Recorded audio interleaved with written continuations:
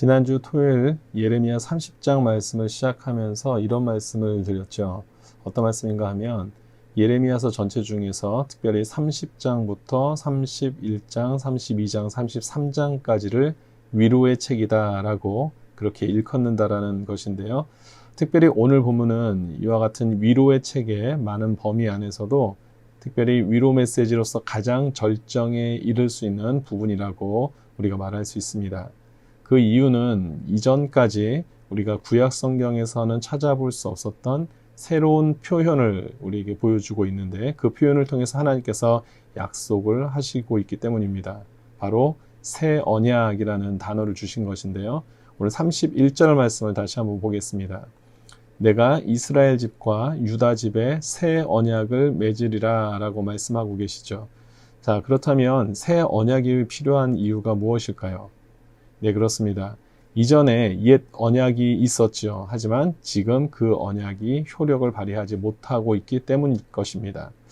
그렇다면 옛 언약은 언제 주어졌습니까? 오늘 본문에서도 언급하고 있지만 모세의 인도하에 약 200여만 명의 이스라엘 민족들이 출애굽을 하게 되죠. 이때 그들이 시내 광야에 머물게 되었을 때 하나님께서 모세를 부르셔서 율법을 주시면서 이렇게 말씀하십니다. 출애굽기 19장 5절과 6절인데요.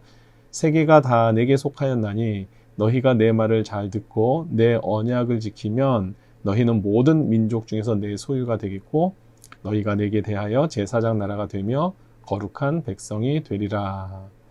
그리고 이 말씀을 받은 모세, 그는 다시 이스라엘 온 회중들을 모으고 이 말씀들을 그대로 전하게 됩니다.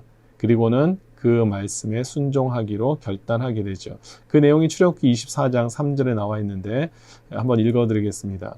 모세가 와서 여호와의 모든 말씀과 그의 모든 율례를 백성에게 전하매 그들이 한 소리로 응답하여 이르되 여호와께서 말씀하신 모든 것을 우리가 준행하리이다.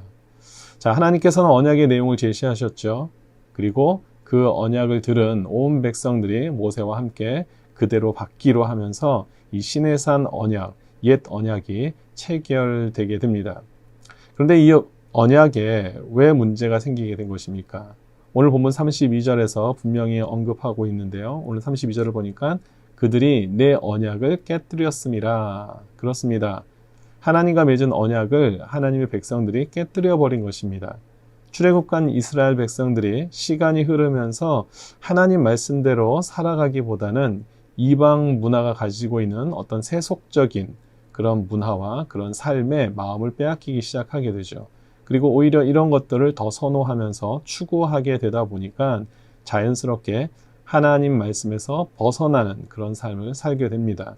결국 하나님과 맺은 언약이 자동으로 폐기가 되어버리죠. 이렇게 옛 언약이 백성들에 의해 파기되고 또다시 새 언약이 하나님으로부터 주어지는 상황이 오늘 본문의 내용인데요. 이런 상황 속에서 우리는 하나님의 중요한 속성 두 가지를 발견할 수 있고 또한 이것을 기억해야 합니다. 첫 번째는 공의와 정의의 하나님이라는 것입니다. 하나님은 온 세상을 공의와 정의로 다스리시죠. 따라서 아무리 선민이라 할지라도 동일한 기준으로 그들을 대하십니다.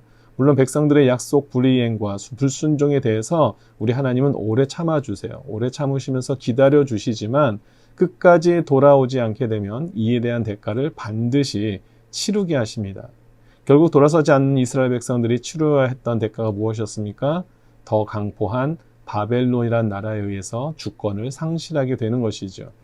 이처럼 우리 하나님은 공의의 하나님으로서 필요한 징계와 심판을 내리시는 분이십니다. 그리고 두 번째 발견하는 하나님의 속성이 있죠. 이것은 바로 사랑의 하나님이라는 것입니다.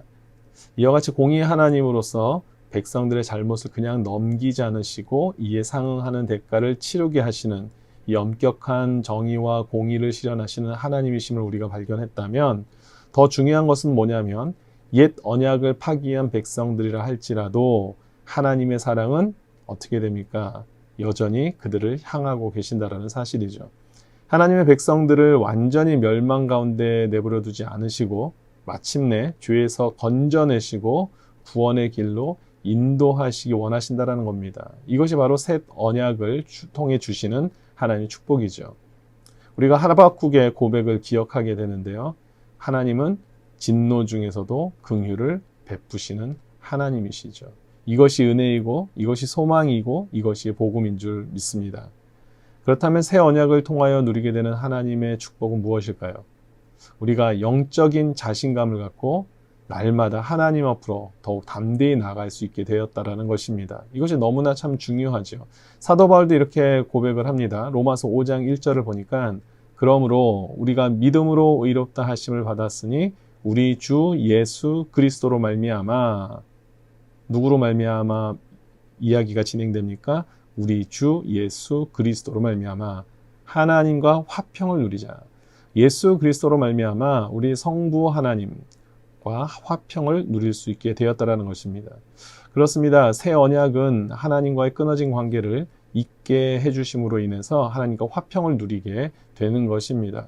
따라서 우리가 더 주님 앞에 담대히 나아가게 될 수 있게 되는 것이죠.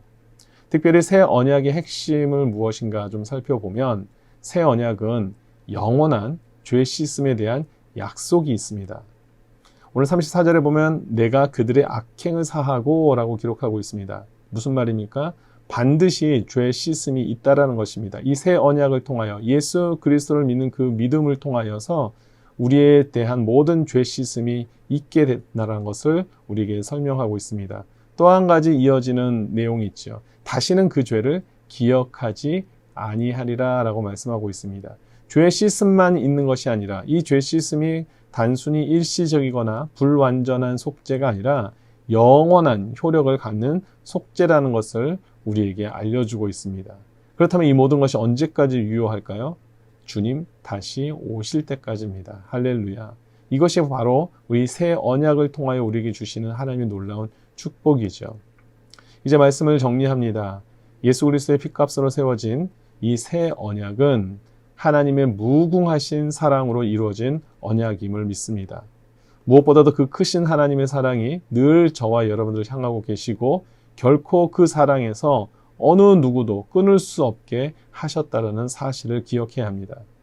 로마서 8장 38절과 39절의 말씀이죠. 내가 확신하노니 사망이나 생명이나 천사들이나 권세자들이나 현재일이나 장래일이나 능력이나 높음이나 깊음이나 다른 어떤 피조물이라도 우리를 우리 주 그리스도 예수 안에 있는 하나님의 사랑에서 끊을 수 없으리라. 아멘. 그렇습니다. 우리가 이 사실을 분명하게 기억하고 우리 마음속에 심고 살아갈 때는 이 세상을 더욱더 강하고 담대함으로 살아갈 수 있게 될 줄 믿습니다. 하나님의 백성으로서의 정체성을 숨길 필요도 없고 감출 필요도 없고 우리는 떳떳하게 내가 하나님의 백성으로 살아갈 수 있는 그런 힘과 능력을 하나님으로부터 부여받으며 살아갈 수 있게 될 줄 믿습니다. 우리 힘과 능력 되시는 하나님께 붙들리는 인생 속에서 날마다 승리의 찬양을 주님께 올려드리는 우리 모든 귀한 성도님들 되시기를 주님의 이름으로 축원드립니다. 아멘.